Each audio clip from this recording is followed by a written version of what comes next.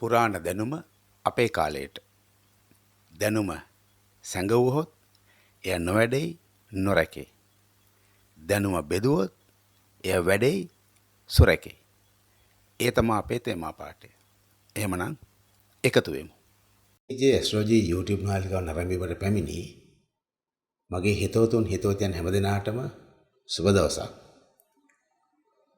පොඩි සාකච්ඡාවක් කරන්න හිතුණා. එළඹෙන ජූලි 7 ගැන ඔබට කතා කරන්න හිතුණා. සාමාන්‍යයෙන් අපේ පොඩි කාලේ නම් ඔය කීමනක් තිබුණා. කිසියම් කෙනෙකුට වෙන ඔසිතු විරු අබැද්දයක් වුණාම නැත්තම් හිතාගන්න බැරි දෙයක් වුණාම ඒ කාලේ ඉතින් කිව්වේ මේ මල කෙලියයි ජූලි 7යි කියලා. ඒ දෙක අතර මම දන්නේ නැති සම්බන්ධය මොකද? නමුත් අර ඒක පොඩි මේ හාස්‍ය මුසු හැටියට කිව්වේ පුදුමය දනවන්න වගේ කිව්වේ මල කෙලියයි ජූලි 7යි කියලා. හැබැයි දැන් මේ 2026 ජූලි මාසෙ දිහා බලනකොට මටත් එහෙම හිතුණා. මොකද මේ අනපේක්ෂිත දේවල් ටිකක් වෙන්න අවශ්‍ය වෙන විදිහට ග්‍රහචාරය සකස් වෙලා තියෙනවා.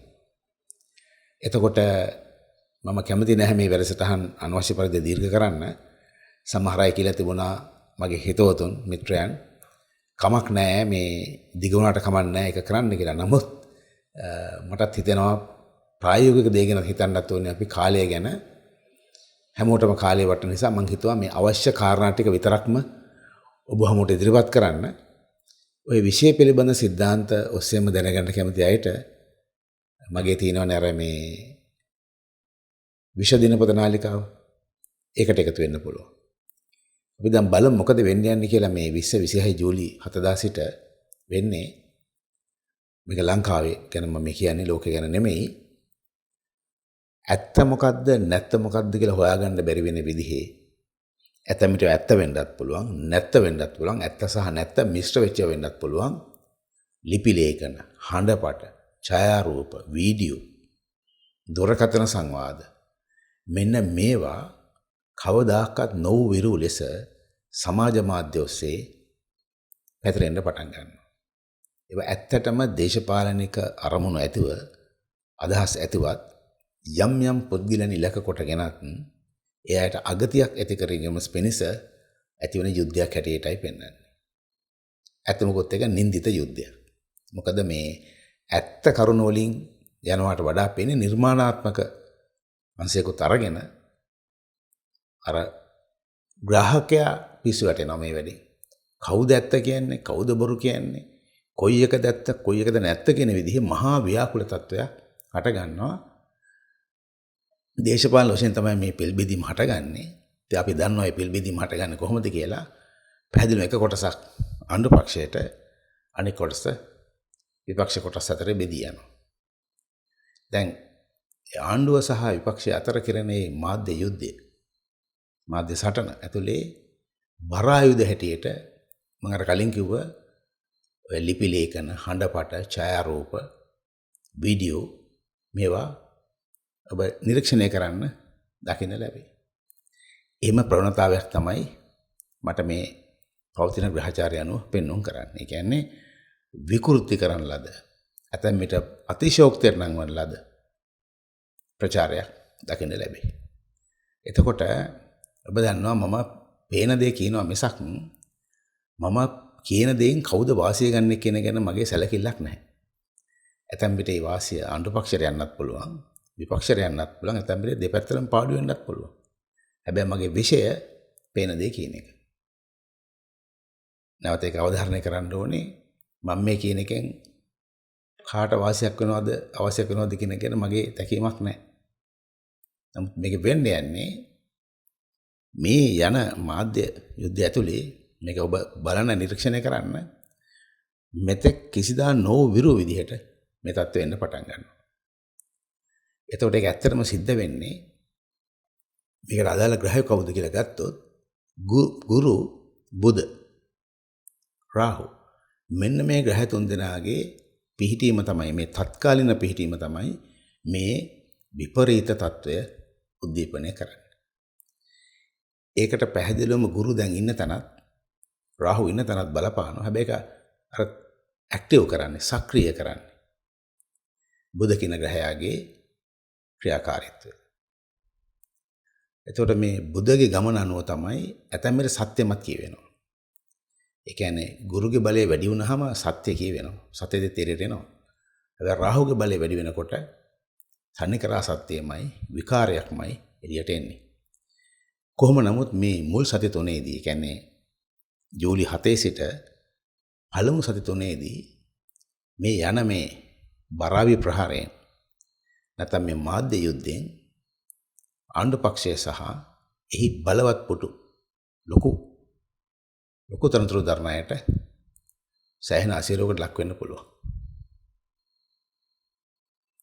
ඒ වගේම හතරවෙනි සතියේ ඉඳලා ඒ තීව්‍රතාවය අඩු වෙනවා. කියන්නේ ඒ තරම් ලොකු කලබගැනියක් ආందోලනයක් හටගන්නේ නැහැ. නමුත් දිගින් දිගටම ඊට පස්සේ සැප්තැම්බර් මාසයේ අවසාන වන තෙක්ම ආందోලනාත්මක ප්‍රවෘත්ති අහන්න දකින්න ලැබෙනවා. මේකේ වැඩි අවාසියක් සිද්ධ වෙන්නේ. ඒ කියන්නේ මේක පාලනය කරගත්තේ නැතිනම් හරියට ඒකට මුහුණ දුන්නේ නැතිනම් ඒ වැඩි පාඩුවක් සිද්ධ වෙන නිමිතව තියෙන්නේ ආණ්ඩු පක්ෂයට. ඊළඟට පේන දෙවෙනි පුරකථනය තමයි ඒ සත්‍යයට සමාන්තරව විපක්ෂයේ ඉන්නවනේ මුල් පෙළේ චරිත. විපක්ෂයේ නායකයෝ වගේ මෙන්න මේ අයත් බරපතල විදිහට කටවරද්ද ගන්නවා. වචන වරද්ද ගන්නවා. උචිත අනුචිත භාවය නොදැන අදහස් පළ කරන්න ගිහිල්ලා ඇතම් වචන පාවිච්චි කරන්න ගිහිල්ලා විශාල සමාජ අපකීර්තියකට පත්වීමේ අවධානමක් තියෙනවා. ඒකත් මේ කාල සීමාවමයි. ජූලි 7 සිට සැප්තැම්බර් දක්වා. තවත් අපිට සංවේදී පුරකථනයක් තියෙනවා කරන්න. ඒ තමයි මේ පාසල් අධ්‍යාපන ක්ෂේත්‍රය. උසස් අධ්‍යාපන විශ්වවිද්‍යාල මට්ටම නෙමෙයි පාසල්. ප්‍රාථමික සහ ද්විතීය පාසල් අධ්‍යාපන ක්ෂේත්‍රය සම්බන්ධව සහ අපේ බාල පරම්පරාව සම්බන්ධව යම් අසතුරුදායක පීඩනකාරී තත්ත්වයන් අහන්න දකින්න ඉඩකඩ තියෙනවා. ඔවුන් අනපේක්ෂිත පීඩනයකට ලක්වීමට ඉඩකඩ තියෙනවා. මේ පවතින ග්‍රහ පිහිටීම් අනුව. ඒ වගේම විශේෂයෙන්ම ළමයින්ම ඉලක්ක කොටගත් මේ බාල පරම්පරාව ඉලක්ක කොටගත් සෞඛ්‍යමය තර්ජන කායික හා මානසික කියන දෙපැත්තෙන්ම මතුවීමේ අවධානමකුත් පෙන්වුම් කරනවා. ඊළඟට අපි එනවා අපි හැමෝටම අත්‍යවශ්‍ය දෙයක්. අන්තර්ජාල සමදතා. ඒ වගේම ඒකේ තාක්ෂණික පැත්ත මම කියන්නේ. ඒ වගේම සමාජ මාධ්‍ය. ඒ වගේම සම්ප්‍රදායික ජන සංනිවේදනාංශ. ඒ වගේම ලංකාවේ මේ ලංකාව සහ අනෙක් රටවල් අතර කෙරෙන රාජතාන්ත්‍රික ගනුදෙනු සම්බන්ධතා. මෙන්න මේ කිව්ව අංශ සම්බන්ධව අර්බුද මතුවීමේ අවධානමකුත් පේනවා. ඇතැම් මේවා තාක්ෂණික වශයෙන් නැති වෙන්න පුළුවන් දෝෂ අනෙක් ඒවා පාවිච්චි කිරීමේ භාවිතා කිරීමේදී ඇති කරගන්නා වූ නොයෙකුත් විපරීත තත්ත්වයන් නිසා අර්බුද මතුවෙන්න ඉඩකඩ තියෙනවා. ඊළඟට සමස්තයක් වශයෙන් සෞඛ්‍ය තත්ත්වය කෙරෙහි බැලුවොත් ළමයින් සහ වැඩිහිටියන් අතරේ වැඩි වශයෙන්ම මේ අක්මාව හෝ වකුගඩු සම්බන්ධව ඊට බලපාන රෝගාබාධයන් පිළිබඳව වැඩි වශයෙන් අහන දකින ලැබෙයි. එහෙම නැතිනම් එවැනි රෝග හට ගැනීම හා එවැනි රෝග මතුවීමේ ප්‍රවණතාවය පෙන්වන්න කරනවා. මම ඔබට කලිනුත් කියලා තියෙනවා මේ නක්ෂත්‍ර පිහිටීම් හරියට කියව ගත්තොත් විශේෂයෙන්ම රෝගාබාධ පිළිබඳව බොහෝ සෙයින්ම නිවැරදිවම පුරකථනය කරන්න පුළුවන්. ඒක නේ අර පුරාණ කාලේ වෛද්‍යවරු මේ විෂය ඉගෙන ගත්තේ. ඒ කියන්නේ වෙදකමයි නක්ෂත්‍ර විද්‍යාව එකටයි ගියේ. ඒක බටහිර පෙරදි කියලා වෙනසක් නැහැ. දැන් ඔය මම දවසක් කිව්වේ අපරදිග ගත්තොත් බටහිර ගත්තොත් ඒ බටහිර වෛද්‍ය විද්‍යාව පියා හිපොක්‍රටිස් නක්ෂත්‍ර වේදියෙක්. ඔහොම කියනවා මේ වෛද්‍ය ක්ෂේත්‍රයට මේ විෂය අත්‍යවශ්‍යයි කියලා. ඔය ඒක අවධාරණය කරනවා. දැන් ඒවා මේ කැඩලා තියෙන්නේ. නමුත් ඔය සම්ප්‍රදායික පාරම්පරික වේද මහත්වරු අතර යම් ප්‍රමාණයක් අද තියෙනවා. නමුත් ඔහුනුත් දැන් ඒක නෑ වගේ. කොහොම නමුත් අපි ඒක පාවිච්චි කරන ඔය මෙඩිකල් ඇස්ට්‍රොලොජි කියන සබ්ජෙක්ට් එකේදී ඒවා පුරකථන කරනවා. ඒක අපි යහපත් දෙයකට පාවිච්චි කර ගන්න ඕනේ. ඊළඟට මේ බලපෑම ඇති වෙන කාලය ගැන කොහෙද මේක හටගන්නේ ලංකාවේ? දැන් කාලය ගැන කියන්න ඕනේ. කාලය නොකියොත් ඒ පුරකථනය සම්පූර්ණ නැහැ. 2026 ජූලි 7 සිට සැප්තැම්බර් 7 දක්වා තමයි මේ සමස්ත කාලය පෙන්වන්නේ. මම මේ කිව්ව පුරකථන වල වළංගු භාවයේ තියෙන. නමුත් ජූලි 7 සිට අගෝස්තු 22 දක්වා තමයි ඒකේ තීව්‍ර කාලය. ඒ කියන්නේ පීක් ටයිම් එක කියන්නේ. තීව්‍ර කාලය තියෙන්නේ ජූලි 7යි අගෝස්තු 22 දක්වා කාලය. නමුත් සමස්ත කාලය සැප්තැම්බර් 7 දක්වා යනවා. මේ කාලයේදී අපි එළඹ සිට සිහියෙන් ඉන්න එක හුදී ජනයන්ගේ වැඩක්. මොකද අපි දේශපාලඥයෝ නෙමෙයි, දේශපාලන නායකයෝ නෙමෙයි, බලේ ගණ්ඩ හදන අයත් නෙමෙයි, ඒ දේශපාලන අරමුණු නැහැ. ඒ සාමාන්‍ය පුරවැසියෝ. ඒක ලොකු තැන් වලින් කරන වැඩ නිසා අපි අපේ මොලේ නරක කරගන්න හොඳත් නැහැ. ඕවට කලබල වෙන්නත් හොඳ නැහැ. කිපෙන්න හොඳත් නැහැ. එළඹ සිට සිහියෙන් ඉන්න එක හොඳයි. ඒ වගේම තම තමන්ගේ කායික හා මානසික සෞඛ්‍ය රැකගන්නත් තම තමාගේ බුද්ධිමය ක්‍රියාකලාපයන් සබුද්ධික ලෙස පවත්වා ගැනීමට අපි වග බලා ගන්න ඕනේ. ඉතින් මේ කියන එකේ තියෙන වැදගත්කම තියෙන්නේ පොදු පුරවැසියන්ටයි. අපි මේ තත්ත්වයන්ට රැවටෙන්නේ නැතුව, මේ తాවකාලික විපරීත රැලි වලට නොමග යන්නේ නැතුව අපේ ආත්මීය සංගමය, වාචසික සංගමය, කායික සංගමය සහ අපේ ආරක්ෂාව රැකගෙන අපිත් වැඩක් කරගෙන රටත් වැඩක් කරගෙන එහෙම සාමකාමී තත්ත්වයකටපත් වෙන්න තමයි මේ පණිවිඩය දෙන්නේ. ඊළඟට සමස්තයක් වශයෙන්ම මේකෙන් රට මම දැකන දෙයක් තියෙනවා. මේ කියන ඒවා මම හැමදාම කියන මේක මේ දිව්‍ය වාක්‍යයක් නෙවෙයි.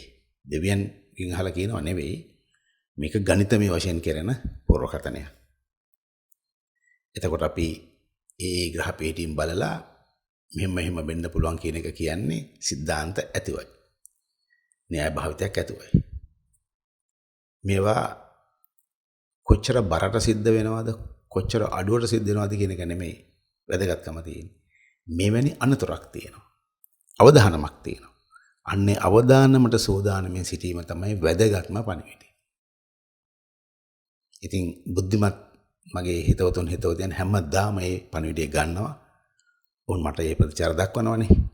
අපි අහවල් එක ඇහුවා, ඒකෙන් අපි යමක් ඉගෙන ගත්තා, පරිස්සම් වුණා කියන එක. අර විවේචනය කරන අය ඉතින් හැමදාම විවේචන කර හිටපො දැන්. ඒත් දැන් අඩුයි හැබැයි. හුඟක් විවේචනන්නේ නැහැ. කාටත් මේක මේ විෂය පිළිගන්න අයටත් නොපිළිගන්න අයටත් විවිධ වූ දේශපාලන මතවාද වලින් අයටත් ඉතින් ගන්නවා නම් පණිවිඩයක් තියෙනවා. මේක තමයි ඉතින් මට දෙන්න තියෙන පණිවිඩය. ඉතින් අපි හැමෝම මේ ඇතන විපරීත කාලයක් යන්නේ. පරිස්සම් වෙමු. එහෙනම් ඔබ හැමදෙනාටම සුබ වේවා, ජය වේවා.